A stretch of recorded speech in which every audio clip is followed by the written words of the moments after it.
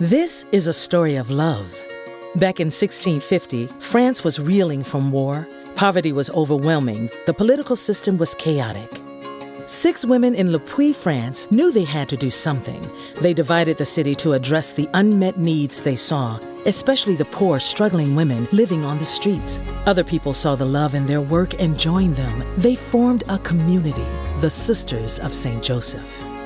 The women made ribbon and lace to help support themselves. In turn, they taught poor women to support themselves, too. Right from the start, these women were doers. They worked diligently and grew in numbers for more than 100 years before going underground during the French Revolution.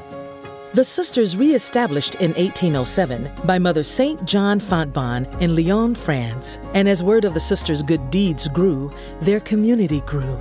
In 1834, the Bishop of St. Louis, Missouri, asked for Sisters of St. Joseph to come to America. Bishop Cretin invited the Sisters of St. Joseph to join him in St. Paul. 4 sisters boarded a steamboat in 1851 and headed north on the Mississippi River for the Minnesota Territory. The sisters were given a small building on the bluffs of the Mississippi as their home. They opened the city's first boarding school 8 days later. They named it St. Mary's, later renaming it St. Joseph's Academy. When the cholera epidemic hit St. Paul, the sisters transformed their school into what became the first hospital in Minnesota, St. Joseph's Hospital.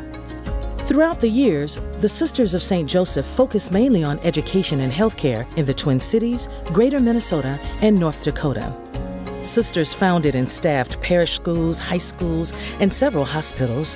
In 1905, the sisters founded the College of St. Catherine, now St. Catherine University. After the Second Vatican Council in the mid-1960s, the sisters took a new look at their mission. They focused on their original purpose, going out into the city and addressing unmet needs. The time was right for sisters to leave institutions such as schools and hospitals and start new programs that addressed poverty, homelessness, and social justice. In 1987, the Sisters of St. Joseph invited women and men to join them as consociates. Today, more than 150 consociates join the sisters in their mission and work. When the sisters left the hospital business, they noticed that a lot of hard-working people didn't have access to affordable health care. So, in 1992, they founded St. Mary's Health Clinics to provide health care services to low-income, uninsured individuals and families. And 25 years ago, the Sisters of St. Joseph founded the Ministries Foundation to raise funds to support their ministries.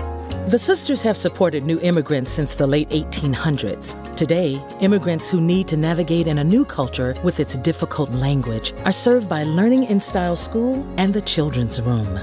Women in need of safe housing are served at Sarah's, an oasis for women.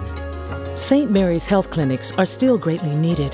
Our patients come to us with no other options and are sicker and need greater, more costly care.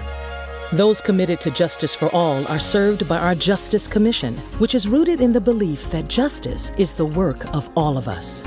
Young women who are searching for ways to make a difference in the world spend a year with us as St. Joseph workers. Spiritual seekers gather at Wisdom Way Center for Spirituality to explore the spiritual dimensions of contemporary life and become agents of change in church and society. Sisters of St. Joseph never intended to do this work alone. Many others join us in this great work. Consociates, St. Joseph workers, friends of St. Joseph, partners in ministry and mission, employees, volunteers, and donors. There is still much work to do, and together we can continue what we started in 1650. We had help then. We have help now. It's not about us. It's about you.